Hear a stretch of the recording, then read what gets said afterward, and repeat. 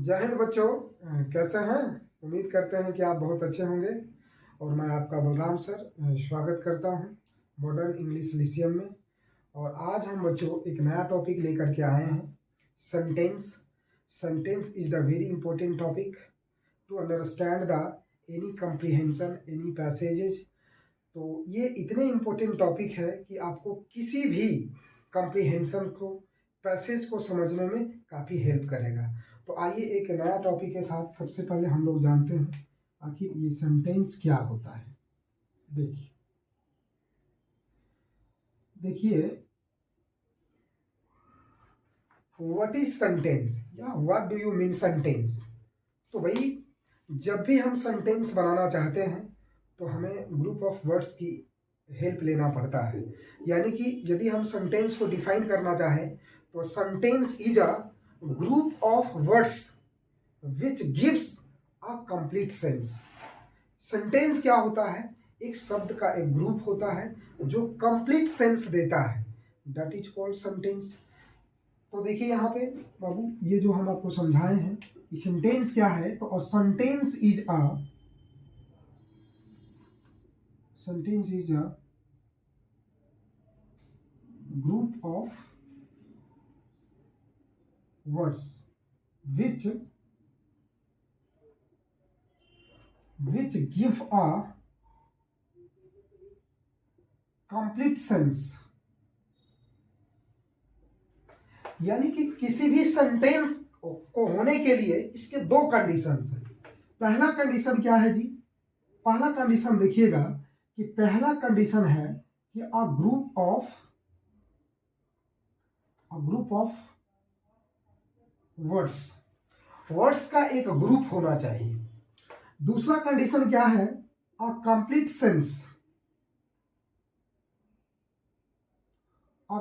Sense, पूर्ण अर्थ देना चाहिए।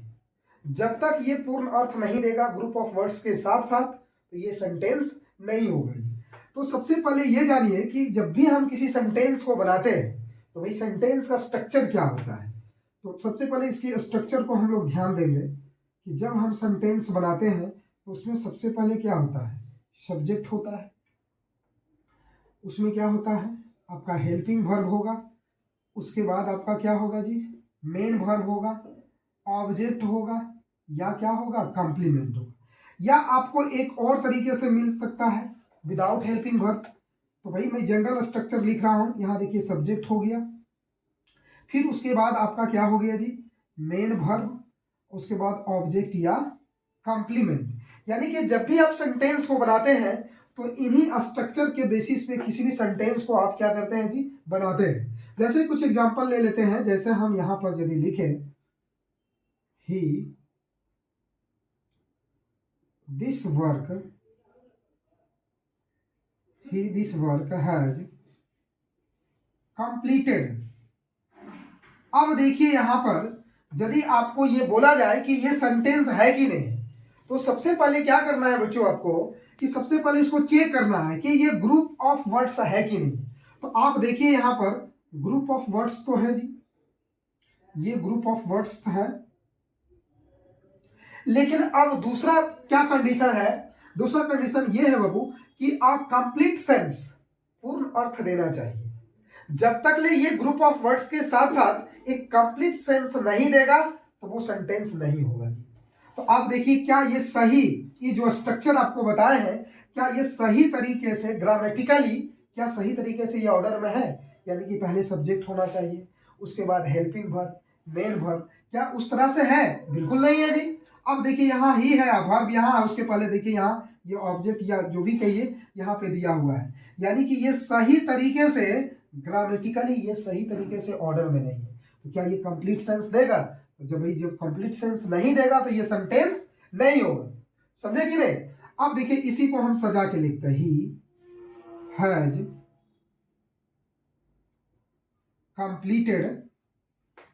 Has completed this work. अब यहां पर देखिए जी, ये हो गया आपका सब्जेक्ट और ये हो गया आपका क्या? Helping verb. और देखिए ये कंप्लीट का मेन वर्ब का क्या है? ये थर्ड फॉर्म है, इसको हेल्प करने का काम कर रहा है इसलिए हेल्पिंग वर्ब है।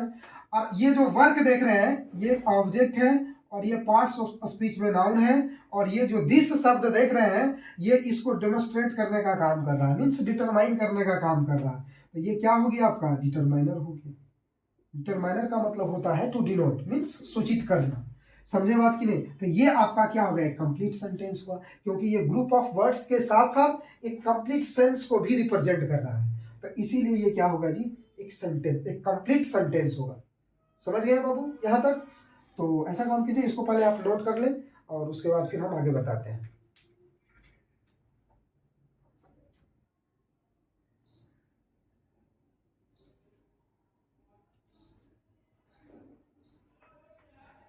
चलिए देखिएगा, हम लोग ये सेंटेंस समझ गए। अब देखेंगे कि how many parts of a sentence, भाई किसी भी सेंटेंस में कितने पार्ट्स होते हैं, यहां पर ध्यान देंगे, बहुत अच्छे से आपको समझ में आएगा। आप हम मेरे साथ शुरू से अंत तक बने रहें। देखिए यहाँ पे ये जो आपका सेंटेंस है, अब देखिएगा आपको दिखना चाहिए, लाइव दिखना चाहिए कि भाई वाकई में सेंटेंस में क्या क्या होते हैं। तो देखिएगा यदि हम सेंटेंस को बांटे तो देखिए सेंटेंस को दो भागों में बांटा गया है। अब समझिएगा थोड़ा, पहला जो है आपका सब्जेक्ट, और दूसरा क्या होता है जी आपका प्रीडिकेट। तो भाई सेंटेंस का दो भाग होते हैं, एक सब्जेक्ट, पहला सब्जेक्ट होते हैं और दूसरा क्या होते हैं जी, प्रीडिकेट होते हैं। अब दोनों का मीनिंग को हम समझते हैं, भाई सब्जेक्ट का मीनिंग क्या होता है और प्रीडिकेट का मीनिंग क्या होता है। तो समझिए यहाँ पे हम सबसे पहले सब्जेक्ट के बारे में बताना चाह रहे हैं। देखिए अब याद कीजिए, देखिए यहाँ इस मीनिंग को, जैसे हम यदि रीड लिखते हैं तो रीड का मतलब क्या होता है, पढ़ना। लेकिन यदि हम रीड में ER जोड़ते हैं तो क्या हो जाता है, रीडर। रीडर का मतलब क्या हुआ, पढ़ने वाला। यदि हम लिखे प्ले, प्ले का मतलब क्या होता है, खेलना। और यहाँ क्या है, ER जोड़ेंगे तो क्या हो जाएगा, ये प्लेयर हो जाएगा। अब बताइए जी, प्लेयर का मतलब क्या होता है, खेलने वाला। तो भाई खेलने वाला को ही तो खिलाड़ी बोलते हैं, खेलने वाला को ही तो खिलाड़ी बोलते हैं जी, समझे कि नहीं? लेकिन उसी प्रकार यदि हम लिखते हैं डू, तो डू का मतलब क्या होता है, करना। और यदि हम लिख सकते हैं डू प्लस ER, क्या हो गया, डूअर। डू प्लस ER क्या हो गया, डूअर। यानी कि हम बोल सकते हैं कि doer of an action, means क्या हो गया, किसी एक्शन को करने वाला, जो किसी एक्शन को करने वाला होगा, doer of an action is called subject. Means क्या हो गया बाबू, यहां पे देखिए कि जो किसी एक्शन को करने का काम करेगा उसी को हम सब्जेक्ट कहते हैं। समझे बात की नहीं? यानी कि किसी एक्शन का जो डूअर होगा वो होगा आपका वाक्य सब्जेक्ट। आइए एग्जांपल लेते हैं। जैसे यदि हम यहां पर एग्जांपल लें, जैसे हम बोले कि he reads a novel every day. भाई देखिए यहां पर रीड मतलब क्या है जी, पढ़ना, ये वर्ब हो गया। अब पढ़ने का, देखिए पढ़ने का काम क्या हो रहा है, नॉवेल। तो आप बताइए कि रीड मतलब पढ़ना और रीडर मतलब पढ़ने वाला, मीन्स इस नोवेल को पढ़ने वाला कौन है, क्या है जी यहाँ पर ही। मतलब इस नोवेल को पढ़ने का काम कौन करता है, ही करता है। तो ही वाक्य आपका क्या हो गया, सब्जेक्ट हो गया। समझे बात की नहीं? अभी और एक एग्जांपल लेते हैं। जैसे हम बोले she has bought a new book, इसका मतलब क्या हुआ, सबसे पहले देखिए ये हैज जो देख रहे हैं ये आपका क्या है, हेल्पिंग वर्ब है। और ये जो आप बाउट देख रहे हैं ये क्या है आपका मेन वर्ब का थर्ड, यानी कि ये क्या कर रहा है, इसको मदद करने का काम कर रहा है। और देखिए खरीदने का काम क्या हो रहा है, बुक, मतलब या न्यू बुक। ये न्यू बुक खरीदने का काम कौन करता है, यानी कि सी। तो सी यहाँ वाक्य का क्या हो गया, सब्जेक्ट हो गया। क्लियर बात हो गया कि नहीं? अब चलिए देखिए, अब आपका क्या आ गया जी दूसरा में, ये प्रीडिकेट। आइए हम लोग समझते हैं कि आखिर प्रीडिकेट का मतलब क्या होता है। तो भाई अब यहां पर समझिए, दो बात हम समझाना चाह रहे हैं कि देखिए यहां जो है आपका, ये नीचे में लिखते हैं कि एक होता है एक्सेप्ट, एक्सेप्ट वर्ब है और इसका मतलब होता है स्वीकार करना, ठीक है। लेकिन यदि हम बोले एक्सेप्ट, ये है प्रीपोजिशन और इसका मतलब होता है को छोड़कर, को छोड़कर। तो अब देखिए यहां पे कि यदि हम लिखते हैं एक्सेप्ट सब्जेक्ट, अब बताइए कि यदि हम लिखे कि एक्सेप्ट सब्जेक्ट, तो इसका मीनिंग क्या हुआ? सब्जेक्ट को छोड़कर the rest parts of a sentence that is called predicate, यानी कि सब्जेक्ट को छोड़कर बाकी जो भी शेष बच गए हैं, जो भी शब्द बच गए उस सेंटेंस में, वो सब के सब क्या कहलाते हैं?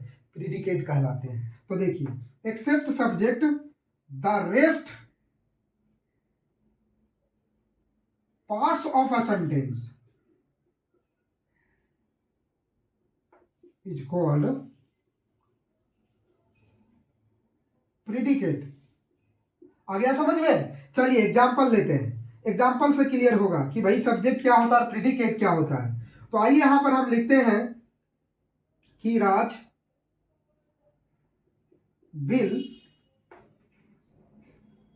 Complete his work. अब यहां पर समझा जाए थोड़ा। अब सबसे पहले आपको यह पहचानना होगा कि भाई इसमें सब्जेक्ट क्या होता है, क्योंकि सब्जेक्ट को छोड़कर बाकी शेष बचे शब्दों को ही प्रीडिकेट कहते हैं। तो भाई यहां पर देखिए कि राज विल कंप्लीट हिज वर्क, मतलब क्या है? कंप्लीट करेगा अपना काम। तो अपना काम कंप्लीट कौन करेगा जी? तो राज करेगा। तो राज यहां वाक्य का क्या हो गया? सब्जेक्ट हो गया। भाई सब्जेक्ट को मैंने क्या किया? सेपरेट कर लिया। और अब जो भी रेस्ट पार्ट बच गया है, रेस्ट पार्ट क्या है जी? तो विल कंप्लीट हिज वर्क, ये सब के सब क्या हो गया आपका? प्रीडिकेट हो गया। समझ गए? उम्मीद करते हैं बच्चों आपको बहुत अच्छे तरीके से समझ में आया। नहीं तो कोई डाउट है तो पूछ लीजिए। चलिए कोई डाउट नहीं है। तो आज का वीडियो हम यहीं तक रखेंगे और आप अच्छे से मन से हमेशा पढ़ते रहें, रेगुलर इसको रिवाइज करते रहें ताकि आपके माइंड में ये सेटअप हो जाए। तो थैंक यू सो मच बच्चों, और मस्त रहें, व्यस्त रहें।